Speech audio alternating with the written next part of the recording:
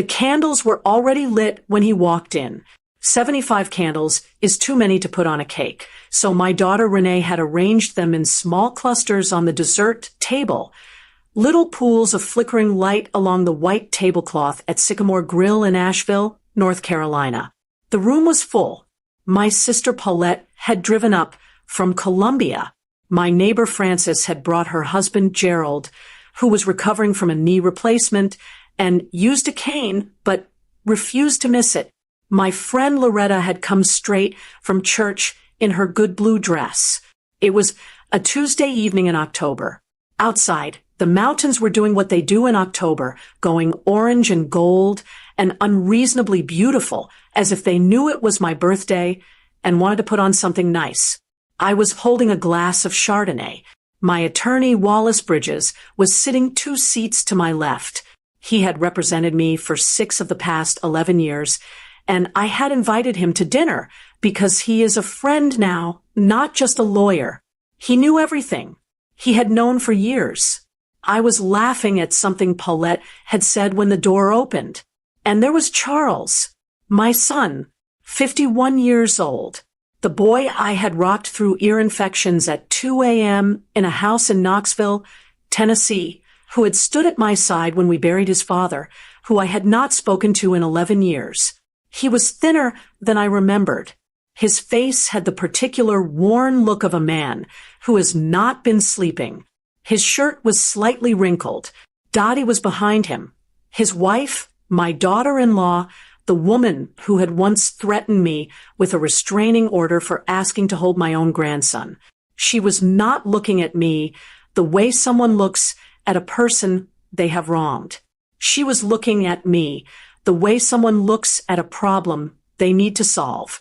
The entire restaurant went quiet, not all at once. It happened in a slow wave, the way quiet moves through a room when something shifts in the air.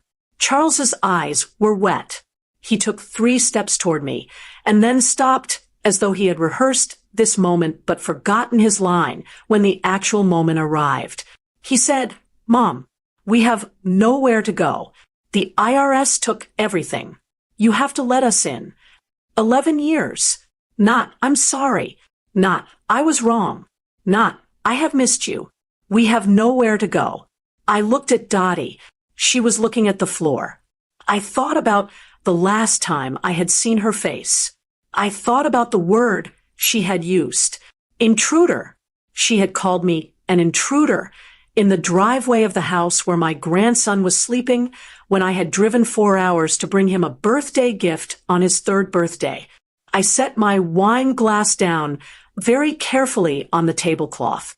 I turned to Wallace. I said, "Wallace, call the police. We have intruders." The room went completely still. Charles's mouth opened. I picked my wine glass back up. I looked at my sister Paulette, who was watching me with her eyes wide and her hands folded on the table. I said, "Now, where were we?" Before I tell you what happened next, and I will tell you everything, I need to take you back 11 years. Because the woman who sat at that table in October is not the woman who drove away from her son's house on a cold February morning in Tennessee.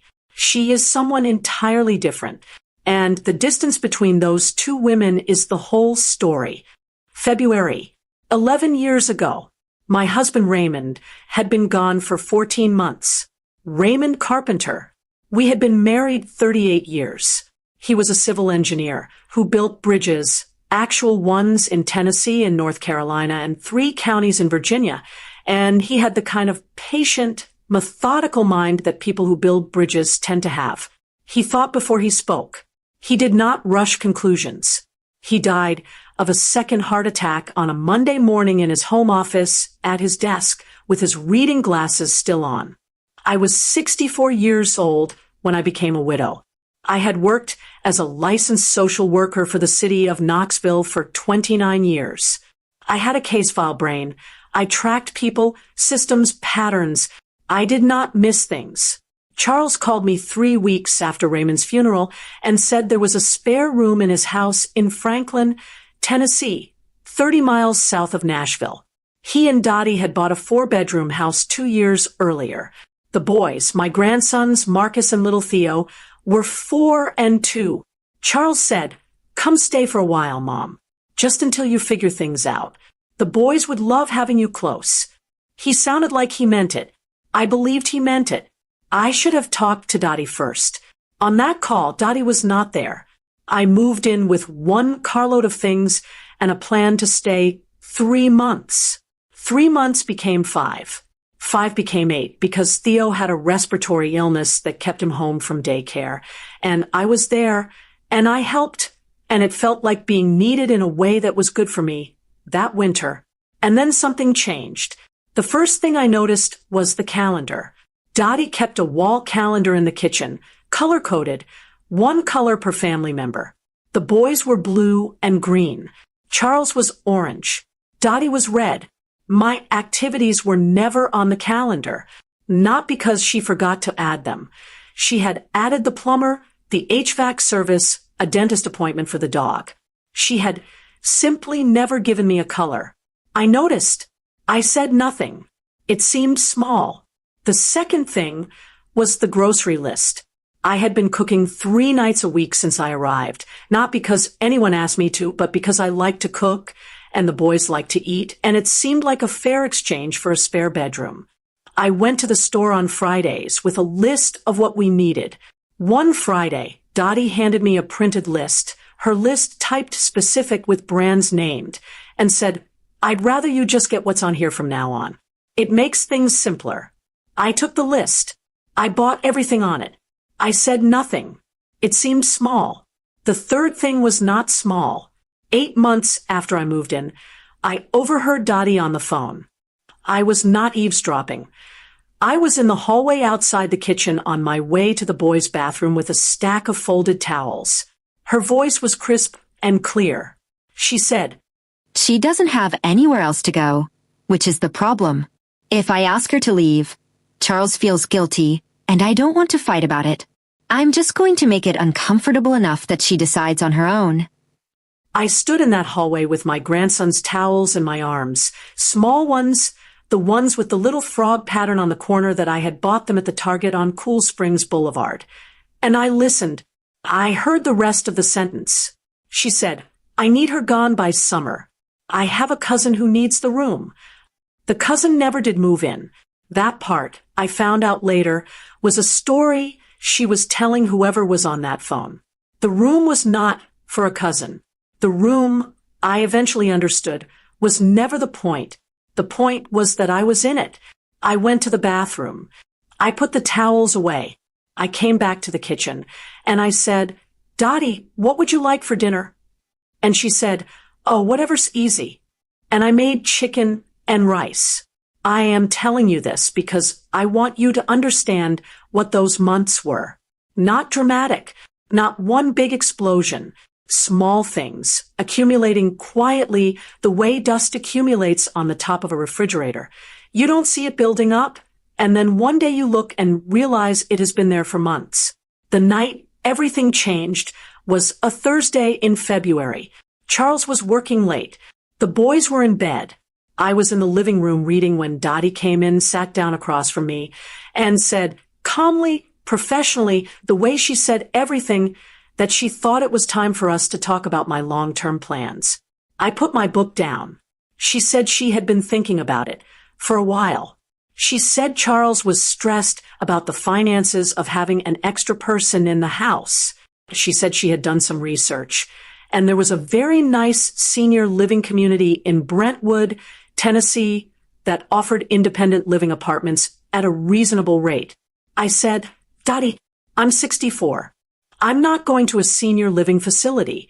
She said, "Well, something needs to change. I think you'll agree this situation isn't sustainable." I said, "I'm happy to find my own place. I've been looking. I just haven't rushed because Charles said there was no rush." She said, "Charles is not always realistic about these things." There was a pause. I looked at her. She looked at me. I said, "How long?" She said, "End of the month would be ideal." It was the 14th of February. I said, That's 2 weeks. She said, I know. I'm sorry it's short notice. She didn't look sorry. She looked like a woman who had just completed an unpleasant task efficiently. I said, I'll start making calls in the morning. She said, thank you for being reasonable. I went to my room. I did not call Charles that night. I sat on the edge of the bed with my phone in my hand, and I thought about what Dottie had said when she was on the phone in the kitchen.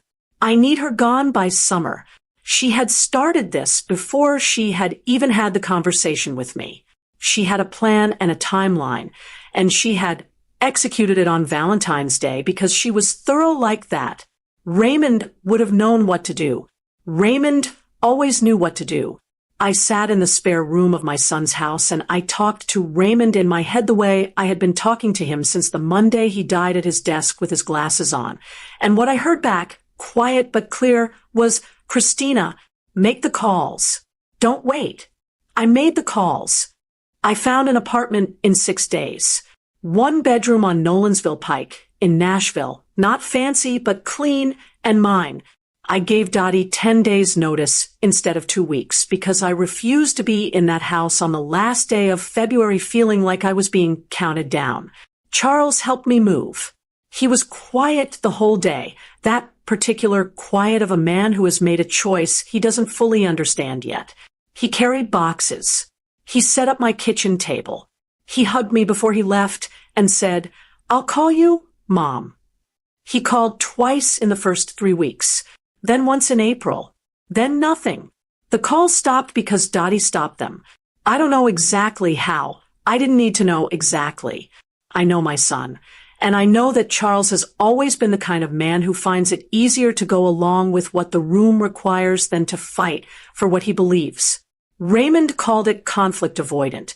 I just called it Charles. In September, 7 months after I moved out, Marcus turned 5. I drove to Franklin with a gift, a wooden train set, the kind with the magnetic cars that I knew Marcus loved because I had watched him play with one at the library. I drove 4 hours. I pulled into the driveway.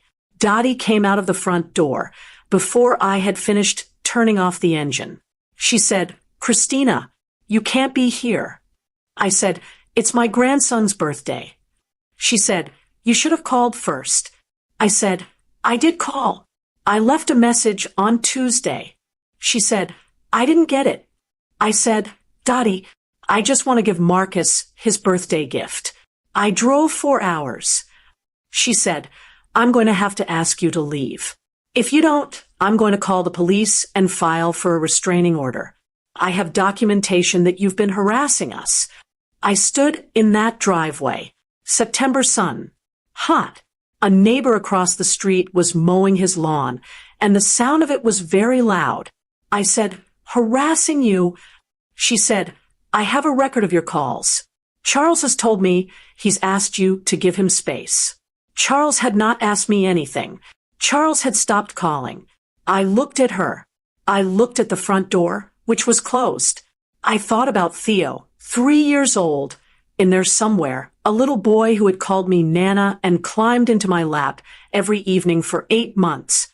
I thought about Marcus, who was turning 5, and who I had not seen in 7 months. I put the train set back in the car. I said, Dottie, I want you to hear me, not because I'm angry, and not because I'm going to do what you're suggesting I would do. I want you to hear me because you should know who you are talking to. I have been a social worker for 29 years. I know every single thing you are doing, and I know its name. And I want you to know that I know. She said nothing. I said, tell Marcus happy birthday. I drove 4 hours home. I put the train set in my closet. I did not cry until I was inside with the door locked.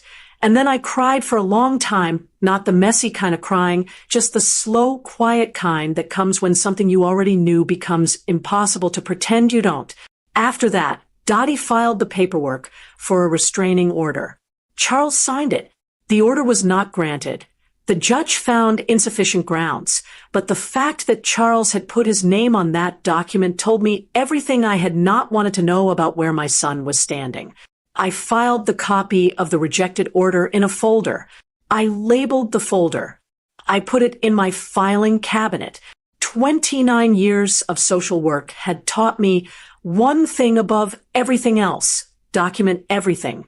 Don't make noise. Don't perform your anger. Just document and wait and know that clarity has a long shelf life. I waited. People think estrangement from a child is just sadness. They think it is one long grief, constant and flat like a gray sky. It is not like that. The first 2 years were the hardest, and even then, not in the way I expected. The hardest part was not missing Charles, though I did miss him, the way you miss a version of a person you may have overestimated. The hardest part was Marcus and Theo. Those two little boys were in a house I could not enter, growing up in years I could not witness. Marcus starting school, Theo losing his baby teeth. Moments that nobody was going to tell me about. I gave myself the first year to grieve it.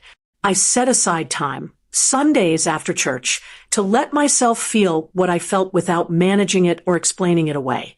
Then I got up on Monday and went to work. I had taken a position with a nonprofit in Nashville called Family Bridge. We worked with families in crisis, housing instability, domestic situations, elder care disputes. I had been doing this work for decades, but this was the first time I was doing it with something I had learned personally, not just professionally.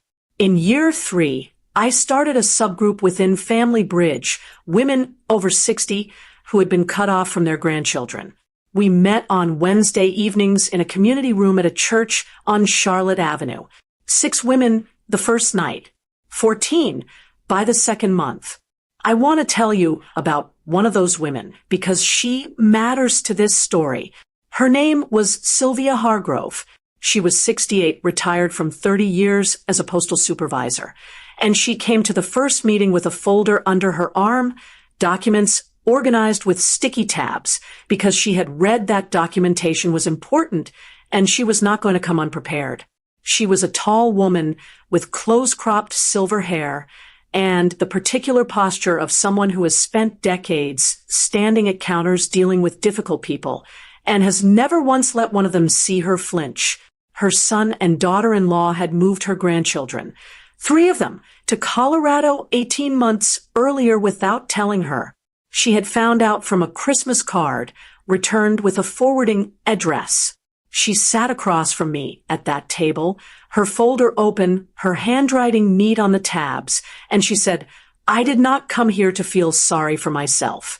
I came here because I need to know what to do." I said, "That's exactly why this room exists." We worked with Sylvia for 8 months. She retained a family law attorney in Nashville named Dwight Monroe, who specialized in grandparental rights. The case was not simple. Tennessee law on grandparental visitation rights is limited, and Sylvia had an uphill climb. But Dwight found a pathway using documented prior relationship, and 14 months after Sylvia walked into that community room with her tabbed folder, she had a court-ordered visitation schedule. Every other month, 3 days. The children flew to Nashville. The first time her youngest grandchild walked off the plane, Sylvia called me from the airport. She didn't say much. I could hear a child's voice in the background saying, "Grandma." That was enough. That call is the reason I kept showing up on Wednesday evenings. In year 6, I was contacted by a researcher at Vanderbilt University, a Dr. Melanie Osei, who was studying grandparent estrangement and its psychological and financial impacts. She had found the Family Bridge group through a social worker referral. She asked if I would contribute to a study she was preparing. I agreed. I contributed what I knew professionally and, where relevant, personally. The study was published in a journal 2 years later. My name was in the acknowledgments. My experience was cited in aggregate in the findings. I did not know then what would come of that citation. In year 8, I retired from Family Bridge at 72. Not because I was done, but because I had bought a small house in East Nashville on Fatherland Street with a covered porch and a vegetable garden in the back. And I wanted time in it. I had purchased it with money I had saved, money I had managed, money that no one had any hand in but me. A 2-bedroom craftsman with original hardwood floors and a kitchen window that faced the garden. I grew tomatoes. I grew peppers and squash and the particular variety of pole bean my mother had grown in her backyard in Chattanooga. I made Sunday dinner for myself and whoever came. Paulette came at Thanksgiving. Loretta and her husband Dennis came for 4th of July. Francis and Gerald became regulars Friday evenings on the porch. I had a life. I want to be clear about this because I think some people assume that 11 years of estrangement is 11 years of waiting. It was not waiting. It was living. There is a difference, and the difference matters. I was not sitting by the window watching for Charles. I was in the garden. I was on the porch. I was on the phone with Sylvia, who had been promoted to a supervisory role in our Wednesday group. I was sleeping through the night. Charles existed for me the way a scar exists. You know it's there. You can feel it when the weather changes, but it does not stop you from using the hand. I was using my hand. In the spring of year 9, something happened. Renee, my daughter, 47, who lives in Asheville and teaches 6th grade science, and has been the steady, sane center of my family for as long as she has been alive, called me on a Sunday afternoon. She said, "Mom, I need to tell you something that might upset you. I want you to hear it from me." I said, "Go ahead, baby." She said, "Charles called me. He's in trouble. Real trouble. And I think he's been trying to find you." I let the silence sit for a moment. Then I said, "What kind of trouble?" Renee told me what she knew, which was not all of it, but enough. Charles and Dottie had been running a financial advisory business out of Franklin for 8 years. The business had grown, clients, referrals, a second office in Brentwood. And somewhere along the way, according to what Renee had pieced together from what Charles told her and what she had found in the news, the business had made some significant errors. The IRS kind of errors. Charles had not called me directly. He had called Renee because he knew Renee would tell me, and telling me through Renee was easier than calling me himself after 11 years of silence. I said, "What does he want?" Renee was quiet for a second. Then she said, "He didn't say directly, but, Mom, I think he wants to come home." I sat on my porch with the phone in my hand. It was May. The garden was coming in. The pole beans were up. A cardinal was in the maple at the fence line, red as a stop sign. I said, "Renee, does he know about my birthday dinner?" She said, "I mentioned it. I told him you were turning 75 in October, and that we were doing dinner in Asheville." I said, "And..." She was quiet again. I said, "Renee..." She said, "He asked if he could come." I sat with that for a long time. A man who had put his name on a restraining order to keep me away from my grandsons was now asking, through my daughter, through the back channel of family softness, if he could come to my 75th birthday dinner. I said, "I need to think about it." I also called Wallace Bridges that week. Wallace had become my attorney when I needed help with a property dispute in year 6 and had stayed on for general counsel since. He was 63, a careful man, the kind who read things twice before he commented. I told him about the call from Renee. I told him what she'd said about Charles's business. I said, "What do I need to know before October?" Wallace did some research over the next 2 weeks. He came back to me with a memo, 3 pages, single-spaced, Wallace style, that laid it out. The IRS had opened an investigation into Charles and Dottie's firm 18 months earlier. Unreported income, misclassified expenses, and one item that Wallace called significantly problematic, an arrangement in which client funds had been moved through accounts in a way that benefited the principals. The accounts had been frozen. The firm was under audit. Their personal accounts were frozen as well, pending resolution. Charles and Dottie had been living on Dottie's mother's credit, which had a limit. That limit had been reached. Wallace said, "Christina, these people are not coming to your birthday dinner to celebrate. They are coming because they have run out of other doors." I said, "I know that." He said, "What do you want to do?" I said, "I want to have my birthday dinner. I want Paulette and Loretta and Francis and Gerald and Renee. I want Chardonnay and the salmon and the chocolate cake. And I want you there, Wallace." He said, "And Charles?" I said, "I'm not going to stop him from walking in, but I want you beside me when he does." Wallace said, "I'll be there. There is something I need to say here because I think it matters. I was not planning a scene. I was not plotting a public humiliation. I had a birthday dinner. I had a life that I had built. Charles walking into that room, whether he came or not, was not going to change either of those things. What I had decided was simply this. I was not going to pretend. I was not going to smooth it over and hug him at the door and set a place at the table as though 11 years had not passed, as though Marcus and Theo had not grown up without me, as though Dottie had not stood in a driveway in September with a threat on her lips while I held a train set. I was going to be exactly who I was. And if he walked in, he was going to see that clearly. He came in at 7:22. We had been at the table since 6:45. I heard the door before I saw him. That specific sound of a restaurant door opening and a slight shift in the room's air.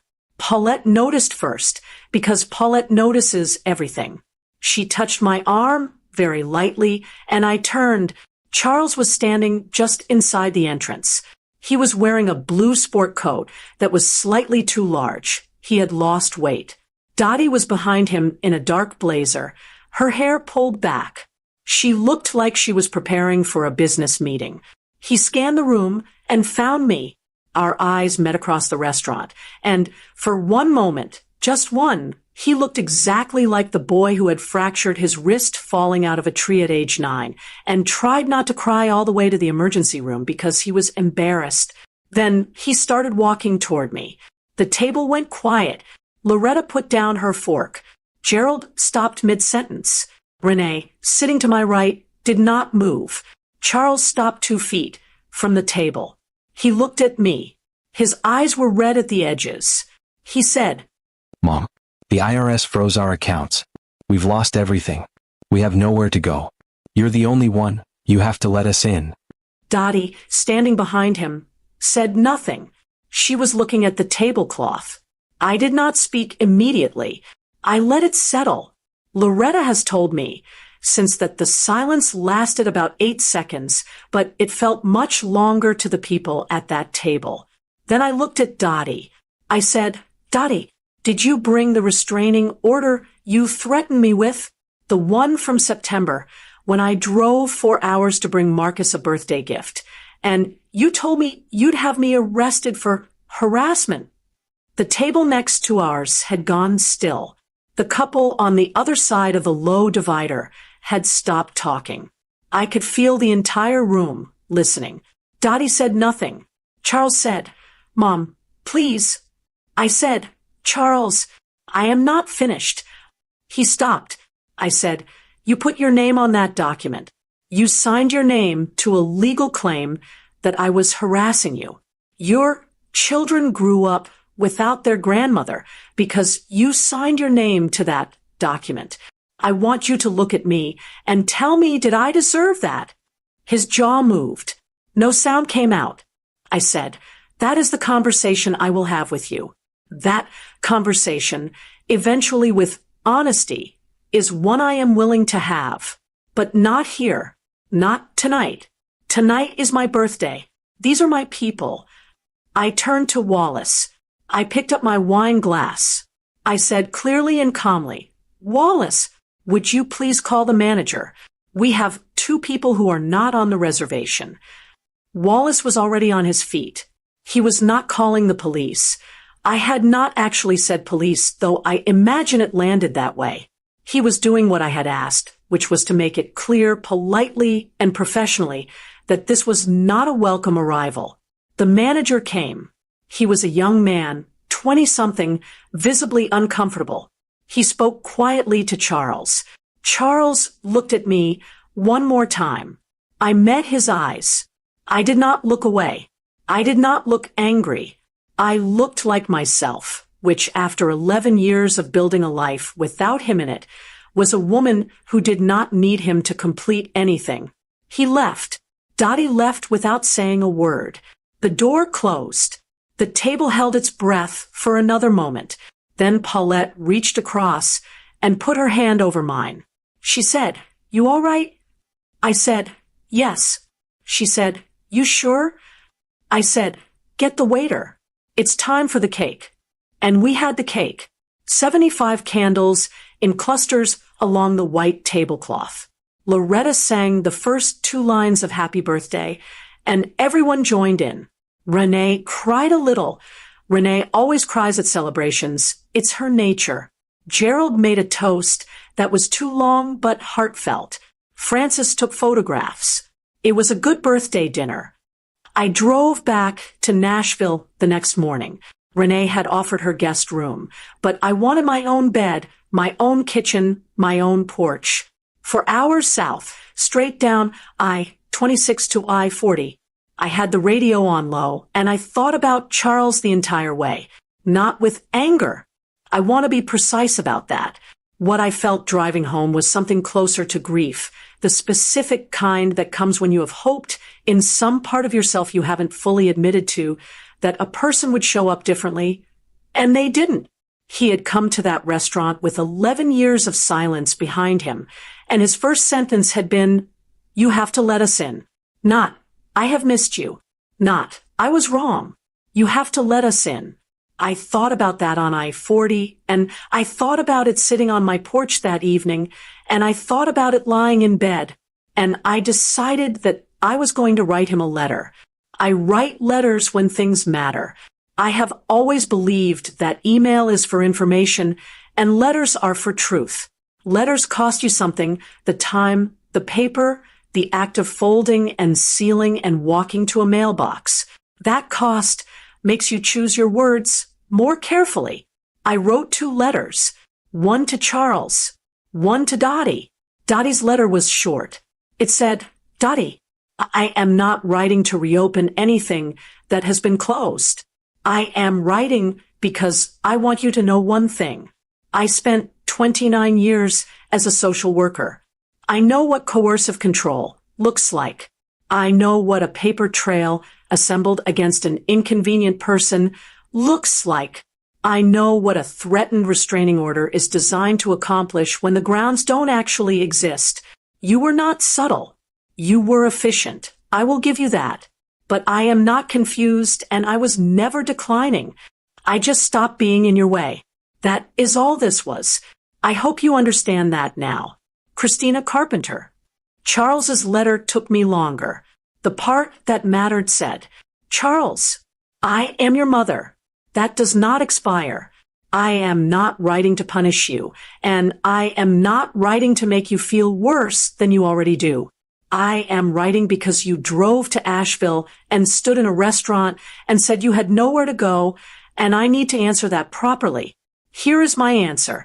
There is always somewhere to go when you tell the truth. The truth I need to hear from you, the one I needed to hear 11 years ago and did not, is not complicated. It is 2 words. You know what they are. When those 2 words come, not performed, not strategically timed, but actually true, I will hear them. I am not close to you, Charles, but I am also not the woman who will open the door before you have knocked honestly. Mom." I mailed them on a Thursday. 3 weeks went by. I planted the fall garlic. I had Francis over for soup. I called Paulette. I did not wait by the mailbox. In the 4th week, a letter came. Charles's handwriting, small, cramped, has always been cramped since he was 7 years old and held the pencil too tight. and his teachers used to tell him to loosen up. I brought it inside. I made coffee. I sat at the kitchen table. His letter was 2 pages. The second page said, "Mom, I am sorry. I don't know how else to start. I knew what Dottie was doing. I didn't know all of it, but I knew enough. I told myself it was complicated, that there were reasons, that you were difficult.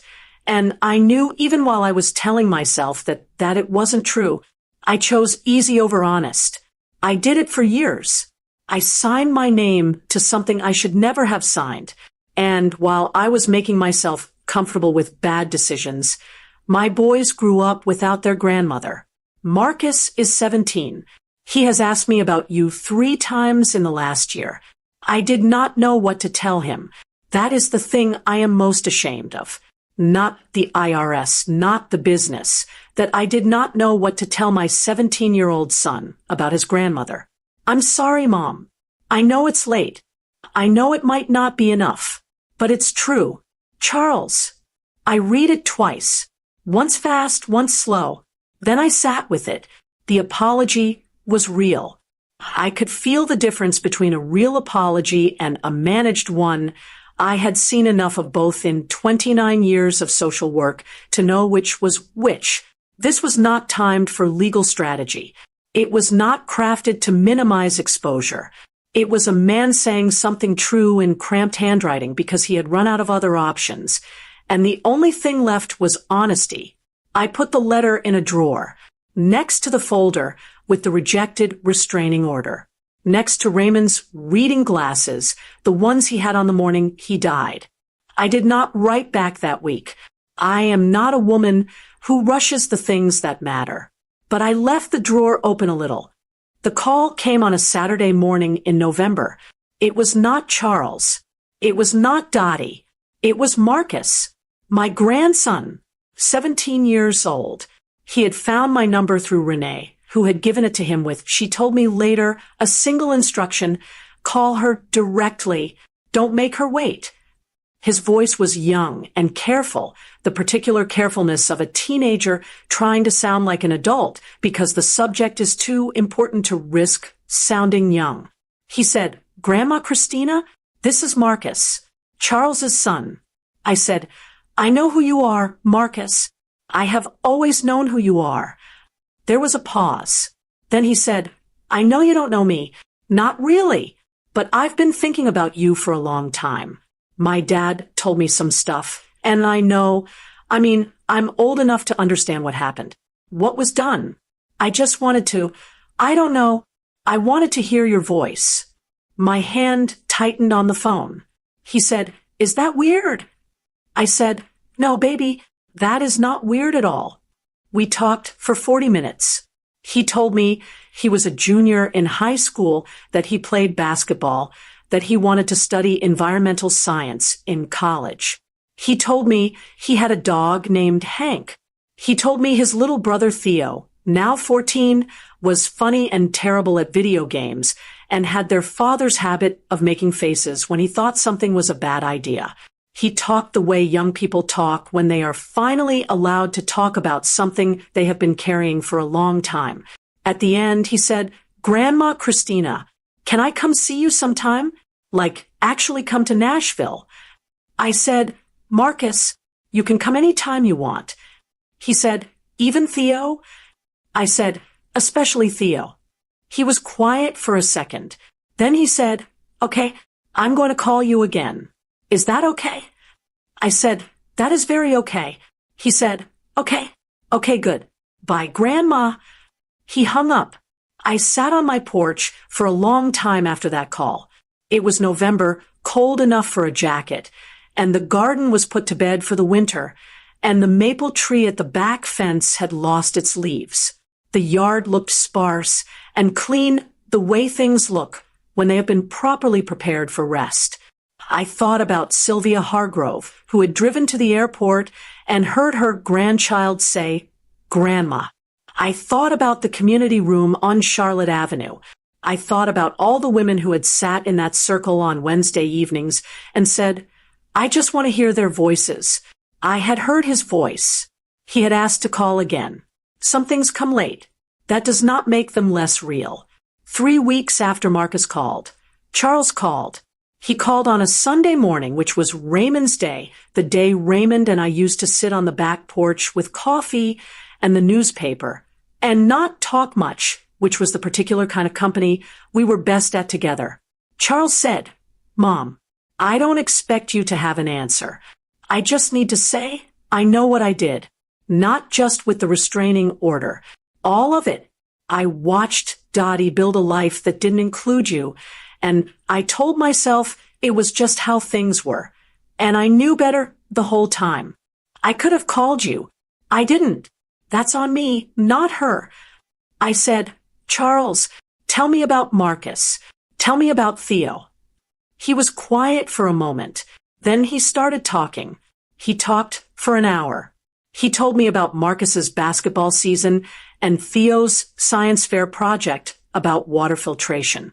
He told me Theo had recently developed a passion for cooking from watching YouTube, of all things, and had made a passable chicken stir-fry the previous Tuesday and been impossibly proud of himself. I let him talk. I did not make any promises. I did not say everything was forgiven, because it was not all forgiven yet, and I was not going to say something untrue to make the moment easier. But I let him talk, and I talked back. I told him about the garden, about the pole beans, about Francis and Gerald and the Friday porch evenings, about Sylvia and the Wednesday group. At the end, he said, "Mom, what would it take?" I said, "Time, Charles. Consistent, honest time. No managed effort. No strategy. Just you telling the truth for as long as it takes." He said, "I can do that." I said, "Show me." He has been showing me, slowly, imperfectly, the way honest things tend to move. I want to talk to you directly, not about my story anymore, about yours. Because if you are still listening, and I know you are because I know the kind of woman who stays until the end, then something in this story found you. And I want to make sure you leave here with something real. First, I want to tell you what 11 years of standing your ground actually costs. It costs you the habit of picking up the phone on Sunday mornings and then remembering that there is no one on the other end. It costs you every holiday twice, once when it happens, and once in the week before, when you are quietly managing your own expectations so that the day doesn't undo you. It costs you the particular kind of loneliness that has no easy name, the loneliness of someone who chose self-protection and knows it was right and still feels the weight of it. I am not going to tell you that weight is light. It isn't. But here is what standing your ground pays. It paid me a house on Fatherland Street that is mine, every room arranged the way I want it, every decision mine alone. It paid me a garden with Raymond's beans in it. It paid me 40 Wednesday evenings a year in a community room on Charlotte Avenue, sitting across from women who needed to hear that what happened to them has a name, and they are not crazy. It paid me Sylvia Hargrove, saying, "I came to hear what to do," and then going home to her own house with a court-ordered schedule. It paid me a phone call on a Saturday morning from a 17-year-old boy with his grandfather's voice saying, "I just wanted to hear your voice." The math is not clean. There is no version of this where nothing was lost. But I came out ahead, and I want you to know that is possible. Now, the practical things. The things I wish someone had put in my hands the night I stood in that spare room in Franklin and understood what was being done to me. Number one, if someone is pushing you to sign a document and calling it routine, it is not routine. Nothing that affects your financial life, your medical decisions, or your legal autonomy is routine. Take the document. Walk out of the room with it. Call an attorney who has no connection to your family. Every state bar association in this country has a referral line for elder law attorneys. 1 hour of consultation, which costs far less than you think, can tell you whether what you're being handed is standard or strategic. Do not sign anything under time pressure. A person who loves you will wait 3 weeks for your considered decision. A person who is managing, you cannot afford to wait. Number 2, know your accounts. Know every account in your name, the institution, the balance, the login, the authorized contacts. Keep a written record of this information somewhere outside your home if your home is shared with someone you are uncertain about.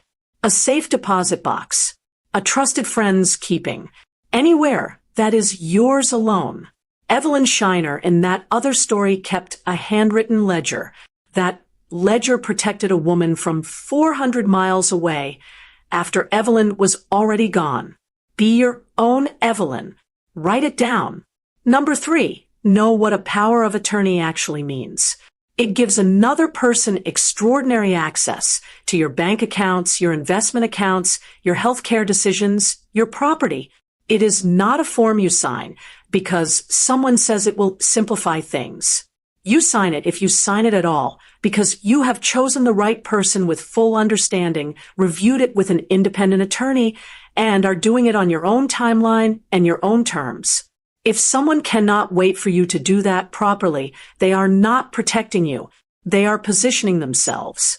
Those are different things. Number 4, document what happens to you. If someone is dismissive of your concerns, write it down with the date. If someone threatens you, even informally, even in a driveway on a September afternoon, write it down with the date. If someone tells you that you're confused about something you know clearly, write down what you know and the date you wrote it. A written record, consistent and dated, is what gives your truth staying power. It is what kept me standing 11 years later. It is what Wallace Bridges needed to know exactly who we were dealing with. Write it down. Number 5, know your rights. In every state in this country, a mentally competent adult, regardless of age, has the full legal right to manage her own affairs. No family member can override that without a court order requiring documented medical evidence reviewed by a judge. If someone is telling you otherwise, if someone is suggesting that you are too old or too confused to make your own decisions without any actual medical finding to support that, they are not caring for you. They are controlling you.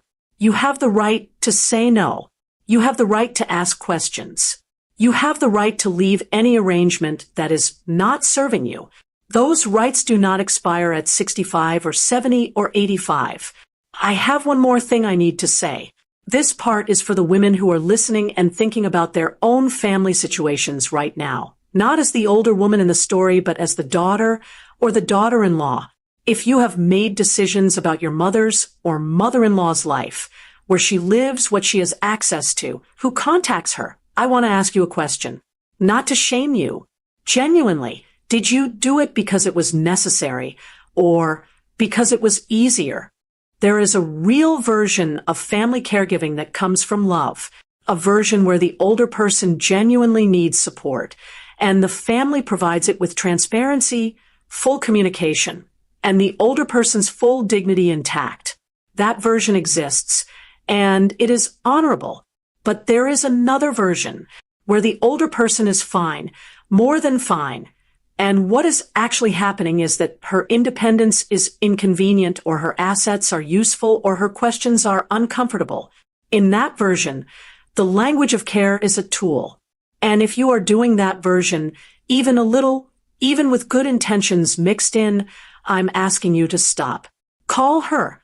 Ask her what she wants. Let her tell you. Then listen without planning your response. She has paid attention her whole life. She is still paying attention now. And if you are the older woman listening, if you are the one in the room whose intelligence is being underestimated, I want you to hear me directly. You are not past your moment. You are in it. Whatever you have built and whatever you know and whatever clarity you have earned by living long enough to see what matters, that is yours. Nobody gets to manage it away from you. Nobody gets to describe you into a story that serves their needs. Nobody gets to call what you see and know clearly a symptom of decline. It is not decline. It is experience. And experience in the right hands is the most powerful thing in any room. I am 75 years old, I live in my house in East Nashville with the covered porch and the vegetable garden. Marcus came to visit in January.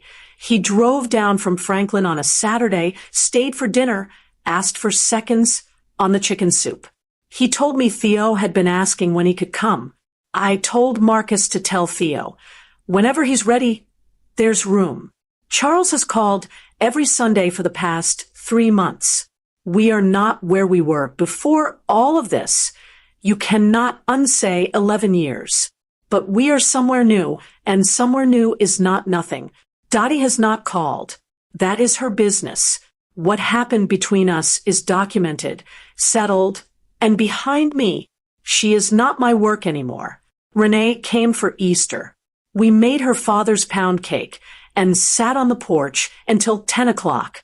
She told me about her students and a particularly stubborn 6th grader who refused to believe that plants needed sunlight until she let him run his own experiment and watch his plant fail slowly under a box. She said, "Mom, he cried when it died, but then he understood." I said, "That's the only way some people learn." She said, "Is that what happened with Charles?" I said, "Something like that. I have Wallace's number in my phone. I have my accounts in my name. I have my documents in order. I have my house and my garden and my porch and my people, Paulette, Loretta, Francis, and Gerald, Sylvia, and the Wednesday group. Raymond's reading glasses are in the drawer. His watch is on my wrist. His beans are in the garden. The door is not locked. It is just not open until it should be. There is a difference. If this story found you at the right time, if you are sitting somewhere wondering whether you have the right to protect yourself, I want you to know you do. You have always had it. The question is only whether you decide to use it. Leave me a comment. Tell me one thing you're going to do differently after hearing this. One call you're going to make, one account you're going to check, one conversation you've been putting off. Tell me. I read every one. And if this story belongs to someone you know, a mother, a sister, a friend sitting somewhere wondering if she's being unreasonable for wanting to protect herself, share it. That is how these stories do what they're supposed to do. Take good care of yourself. I'll see you in the next one.